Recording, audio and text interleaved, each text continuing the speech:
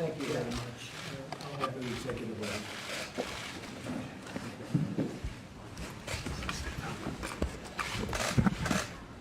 Mr. President, these are proposed executive orders approved by the Department of Justice.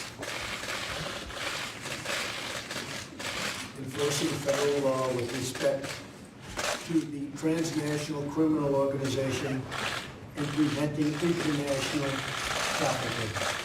Those accepted. Thank you.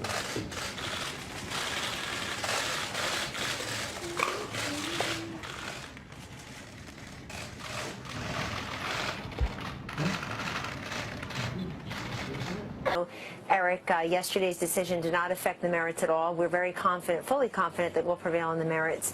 There's nothing that the Ninth Circuit did yesterday that calls into question the President's ability under the statute and under his constitutional authority to keep the homeland safe, which is precisely his point.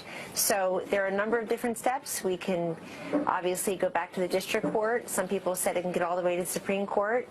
He certainly always has the opportunity to put out new executive orders, but the President will make that decision in due course. I just want to make clear that the branches are equal under our Constitution, and in this case, the court seemed to supplant the President's judgment about national security with its own, and that's not an appropriate use of its power. You know what? One of the other options available to the President is to continue the travel ban.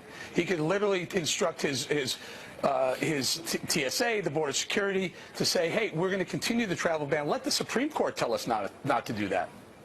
Well, and what the President said today in that really remarkable joint press conference with Prime Minister Abe, they had a terrific day together here at the White House, meeting privately first, having lunch thereafter, and then having that joint press conference for all to witness. What he said there is that extreme vetting was his idea, that candidate Trump came up with that idea when he was running, based on the information that he had received, based on the exigencies that attend to these matters. And since then, as President and as Commander-in-Chief, he of course receives his daily presidential briefing. He has access to information that you and I don't, and he is that much more convinced that in the interest of keeping this nation safe, that he will take the steps necessary. And we know constitutionally and statutorily he is within his rights to do that. Does the administration think the courts are playing politics? Well, more broadly speaking, we believe that judges should not play politics at all, and we respect the fact that the three branches are separate and independent and also equal. One is not supreme over the other. If there are politics in any particular judicial decision, then the President and his spokespeople have a right to call that out. What really concerns us here is that a fair reading of the statute and the Constitution, none of which were affected at all by a very narrowly prescribed TRO ruling. The President is well within his authority, and I would add he has a duty and a responsibility to do this. And also, Eric, it's something that he put front and center in his campaign.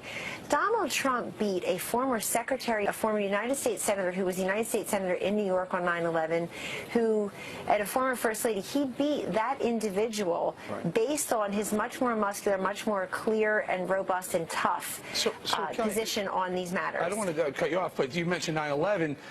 Is there any initiative? Are we going to look forward to maybe the next couple of days, next couple of weeks on some sort of Gitmo strategy going forward?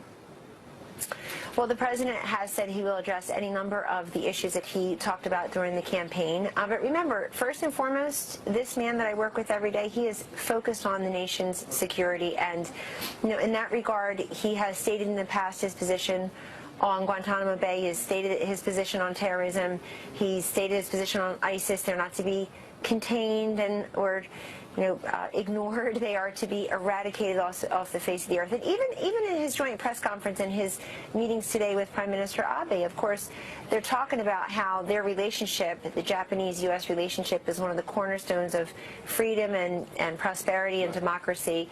But it also goes to national security interests, security interests internationally. Well, let's talk about this a little bit also today. It's been resonating. Washington Post, Kellyanne, as you probably know, claims that Secretary Flynn had talked to the Russian people about sanctions prior to Donald Trump being sworn in as the next president, as 45th president of the United States, which would violate some laws, some rules. Governor Mike Pence responded this way.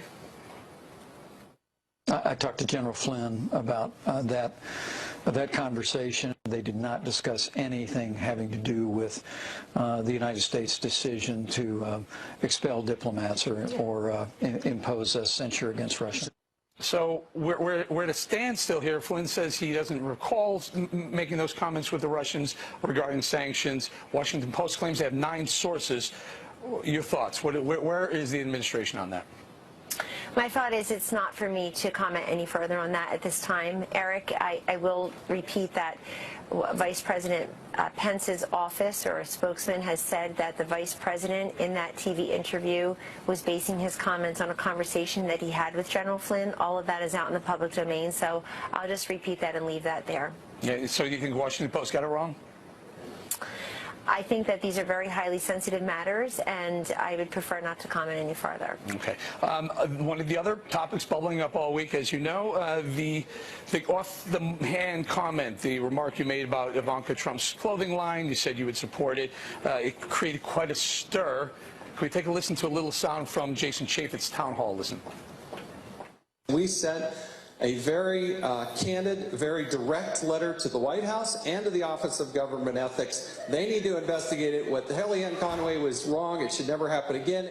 All right, Kellyanne, tell me, the president, I think he gave you some words of support.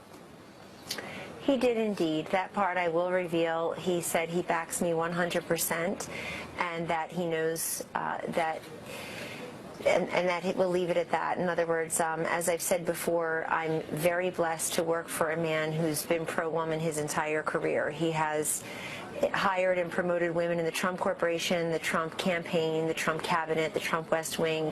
It's just natural to him to do that, and I appreciate the fact that he understands I meant no malice and that he backs me, and he understands the fire that we all take here as well.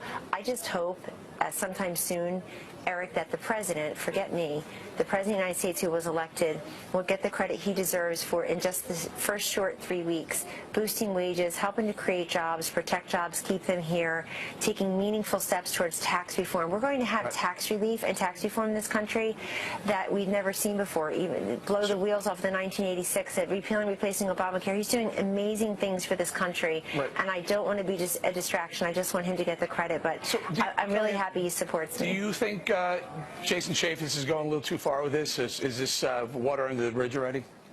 I'm not going to comment on Congressman Chairman Chaffetz's particular comment about me. I just know it was a really rough town hall because I watched it on TV, and I know it's a district he won with 75% of the vote, but there seemed to be a lot of folks there trying to make their point. Opposition parties certainly.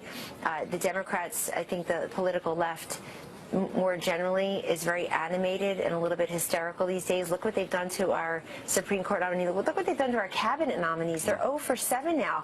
What were all those sleepless nights for? Obstructing and trying to embarrass and humiliate. And we have Betsy DeVos and Tom Price and Jeff Sessions and the rest of them in our cabinet now, and we'll continue to. I think all of our nominees will be confirmed. This president has put together the most conservative. My fellow Americans, this week our hearts are with the people of Louisiana and Mississippi. Families have lost their homes, businesses, and livelihoods after devastating tornadoes swept through many, many communities. My administration will make sure they have the support that they need and really desperately want. We're going to take care of them. It's remarkable to see Americans across the country come together to help families rebuild their lives. That is the beauty of the American spirit. There's nothing like it. There is a great spirit all over the country, and that spirit is what we will need to rebuild America, to, as I have said so often, make America great again.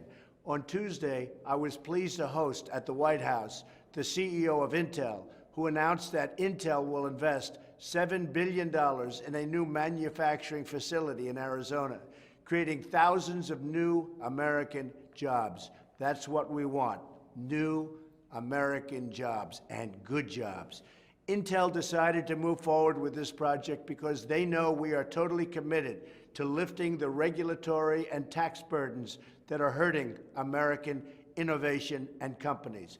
In fact, we're in the process right now of working on a major tax reform that will massively reduce taxes on our workers and businesses. We want to make it much easier to do business in America, and that's what we're going to do. We're going to make it also much harder for companies to leave. They're not just going to say bye-bye and fire everybody. There will be consequences. I want America to be the great jobs magnet of the world, but we can't do that if we don't stop the wasteful rules and excessive taxes that make it impossible for companies to compete. Every hour of every day, my administration is focused on creating jobs for our people, and I mean good jobs. More jobs, better jobs, higher paying jobs, that's our mission. This week I also met with sheriffs and police chiefs from across the country. I pledged to them that we would stand with the incredible men and women of law enforcement, and so too will our great new Attorney General, Jeff Sessions. My administration is committed to your security, which is why we will continue to fight to take all necessary and legal action to keep terrorists, radical and dangerous extremists from ever entering our country. We will not allow our generous system of immigration to be turned against us as a tool for terrorism and truly bad people. We must take firm steps today to ensure that we are safe tomorrow. We will defend our country, protect our Constitution, and deliver real prosperity for our people. God bless you. God bless America. Have a great week.